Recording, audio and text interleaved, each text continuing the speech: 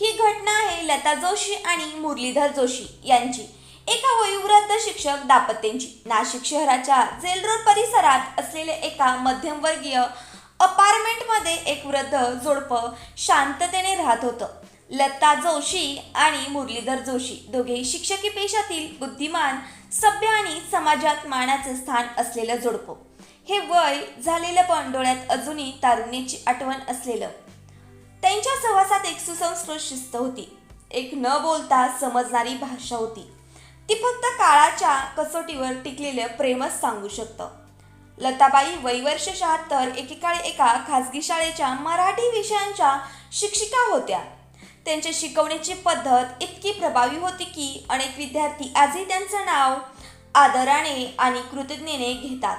त्या गोड बोलणाऱ्या पण अत्यंत स्पष्ट वक्तव्या. मुरलीधर जोशी वय वर्ष 80, कॉलेजात इतिहास विषयाचे शिक्षक. त्यांचा व्यक्तिमत्व देखील शिस्तप्रिय, थोडंसं कठोर पण मन मिळावू. त्या दोघांनी लग्न केलं होतं 50 वर्षापूर्वी, अरेंज मॅरेज. पण काळानुसार प्रेम वाढत गेलं. सुरुवातीला साधी सुतार फळांची घरं, शेवटी ते सुसंस्कृत अपार्टमेंटमध्ये. त्यांच्या संसाराला 2 मुलं, राहुल जोशी आणि सौरभ जोशी. दोघेही शिक्षण घेऊन मुंबईत उच्च स्पर्धेत अधिकारी बनले. काही वेळा नाशिकला आईबाबाकडे येत, कधी आईबाबांना मुंबईला घेऊन जात. सगळं काही सुरळीत चाललेलं होतं, जोपर्यंत 2017 मध्ये एक दिवस लताबाईंना अचानक मेंदूविकाराचा झटका आला. त्यांच्या आयुष्यातील सर्व ठसे पाठीमागे राहिले आणि आता आयुष्याला नवीनच वळणावरती आणून सोडले. त्या दिवसापासून त्यांच्या आयुष्याला एक वेगळंच वळण सुद्धा मिळालं होतं. मेंदूविकारामुळे लताबाई बोलणं, चालणं, अन्न गिळणं अशा मूलभूत क्रिया सुद्धा विसरल्या. त्या काहीच स्वतः करू शकत नव्हत्या. काही काळासाठी त्या व्हेंटिलेटरवर होत्या. त्यानंतर घरी आणलं गेलं, परंतु त्या कायम अंथरुणावरच राहिल्या. त्यांच्या चेहऱ्यावरचं हास्य हरवलं होतं, डोळ्यातील तेज विझलं होतं. आता त्या केवळ श्वास घेणाऱ्या शरीरात रूपांतरित झाल्या होत्या. मुरलीधर जोशी एक शिक्षक, विचारवंत आणि लेखक सुद्धा होते. पण आता त्यांच्या आयुष्यातील प्रत्येक शब्द केवळ एका दुःखद शून्यातून हरवत बसलत होतं. ते दररोज सकाळी उठून लताबाईंचे तोंड पुसत, औषधं देत, केस विंचारत, त्यांच्याशी गप्पा गोष्टी करत, बोलत, पण उत्तर काहीच मिळायचं नाही. कधी केवळ डोळ्यातील पाण्याचा थेंब, कधी हलकीशी मान हलवणं. सुरुवातीला मुलं काही दिवसांनी यायची, पण नोकऱ्या, जबाबदाऱ्या, त्यामुळे मुरलीधर आणि लता या दोघांचं आयुष्य एका सीमित जागेत अडकून पडलं होतं. वृद्धत्व काळात जेव्हा 2 माणसं एकमेकांसाठी असतात, तेव्हाच ती सोबत सर्वात अधिक मोलाची असते. आणि इथं त्यातील एक व्यक्ती केवळ एक श्वास घेणारं शरीर बनून राहिलं होतं. लताबाईंच्या देखभालीसाठी एक मोलकरीण ठेवण्यात आली होती. ती 24 तास घरीच राहत होती, पण कधीही कुठेही एकटेपणानं थेट काळजाला पोखरायला सुरुवात केली. मुरलीधर जोशी आता फारशी कोणाशी बोलत नसत. ते स्वतःमध्येच हरवले होते. त्यांच्या डायरीतील शेवटच्या काही नोंदी आजही मन हेलावून टाकतात. लता आहे पण नाही सुद्धा. तिच्या नजरेत विचार असतात, पण उत्तर मात्र कधीच काही नाही. तिचा चेहरा आता शांत आहे, पण काळीच मात्र ओरडतंय. मी काय करू? माझं जगणं म्हणजे तिची सेवा, पण ही सेवा देखील आता शिक्षा वाटते.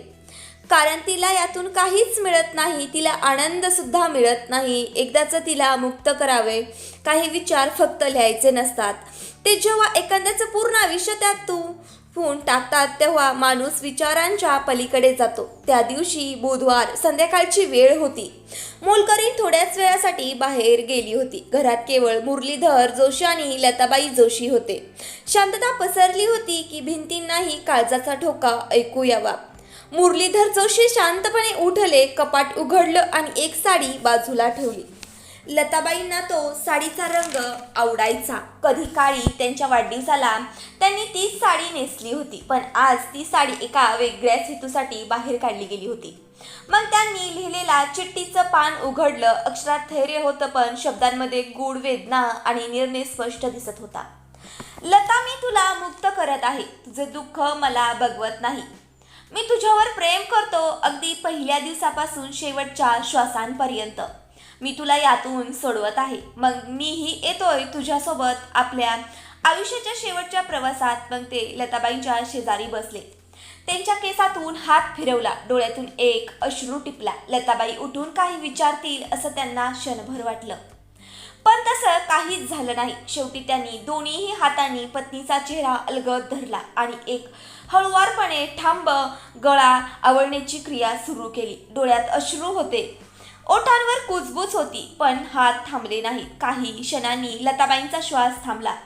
ते उठले, त्या मृत शरीराजवळ घेतलं, एक दीर्घ श्वास घेतला. आता त्याच सर्वस्व संपलं होतं. एक पायरी पार झाली होती आणि आता त्यांनी स्वतः आणि शेवटची तयारी सुरू स्वतःचीच केली.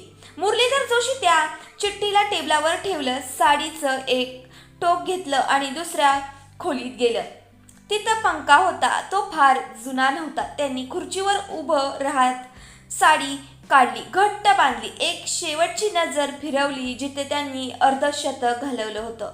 हसताना, रडताना, भांडताना आणि त्यात ओल्या डोळ्यांनी खाली उडी घेतली. त्यात शरीर झुलू लागलं आणि शेवटचा श्वास निघून गेला. सुमारे 7च्या सुमारास मोलकरीण परत आली. दरवाजा बंद होता. काही वेळ थांबून बेल वाजवली. प्रतिसाद मिळाल्यावरही आवाज आला नाही. ती घाबरली. शेजाऱ्यांना बोलवून दरवाजा उघडण्यात आला. आजचे दृश्य होतं ते पाहून सर्वांचीच मन सुन्न झाली. एका खोलीत लताबाईंचं मृत अवस्थेत आणि दुसऱ्या खोलीत मुरलीधर जोशी गळफास घेतलेल्या अवस्थेत. सगळी कॉलनी हादरली. पोलिसांना फोन करण्यात आला. उपनगर पोलीस स्थानकातून अधिकारी पोहोचले. पंचनामा झाला. दोघांचे मृतदेह शवछेदनासाठी पाठवण्यात आले. आत्महत्येपूर्वी लिहिलेली चिठ्ठी सापडली आणि तीच या कथेला एक वेगळं वळण देणारी ठरली. आम्हाला कुणीही जबाबदार धरू नये. मी तिला स्वर्गात पाठवलं. आता तिच्या सोबत मी देखील निघतोय. आम्हाला कुणाची तक्रार नाही. जोशी दाम्पत्याची मुलं मुंबईहून धावत नाशिकला पोहोचली. आईवडिलांचा मृत शरीर पाहून कोसळली. त्यांच्या नजरेत अपराधाची भावना होती.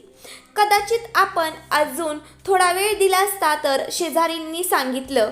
जोशी सर कायम शांत असायचे. पत्नीची सेवा करताना इतकं प्रेम दिसायचं की डोळे पाणवायचे. पण एकाकीपणा तो मोठा भस्मासूर आहे. संपूर्ण नाशिक शहरात एकच चर्चा होती. हा गुन्हा की त्याग, हे खून होतं की परमोक्ष प्रेमाचा शेवट रूप? या घटनेतून आपण काय शिकावं? जोशी दाम्पत्यांची गोष्ट केवळ एक गुन्हा म्हणून पाहणं हे त्यांच्या आयुष्याचा अपमान ठरेल. हे कथा आहे अविरत प्रेमाची, त्या न सांगणाऱ्या, न संपणाऱ्या जबाबदाऱ्यांची आणि त्या एकाकीपणाची, खोल जखमांची, त्या कोणत्याही वृद्ध दाम्पत्याला कधी भोगाव्या लागू शकतात. आज आपल्या समाजाला या गोष्टीकडून शिकण्याची गरज आहे. वृद्ध माणसांचा आयुष्य त्यांच्या स्वतःच्या हातात असावं हो, पण त्यांचं भावनिक आरोग्य, एकटापणा, त्यांचा संवाद याच्याकडे आपल्या सर्वांनी लक्ष दिलं पाहिजे. मुरलीधर आणि लता जोशी हे दोघेही एकमेकांवर प्रेम करणारे होते. त्यांच्या प्रेमाचा शेवट त्यांनी अगदी सोबत केला आणि सोबत देवाघरी गेले. इतकं प्रेम की मृत्यूही त्यांच्यातील साथ तोडू शकला नाही. कधी मृत्यू म्हणजे अंत नसतो, तर एक सुस्पष्ट निवड असतो. त्या व्यक्तीच्या अंतिम प्रेमासाठी, त्या जीवन घेण्या एकापणातून मुक्त होण्यासाठी. ही घटना ऐकून याविषयी आपलं मत काय आहे कमेंटमध्ये नक्कीच लिहा. तुम्हाला ही कथा, ही घटना कशी वाटली? या कथेविषयी तुमचं काही मत आहे कमेंट बॉक्समध्ये नक्कीच लिहा.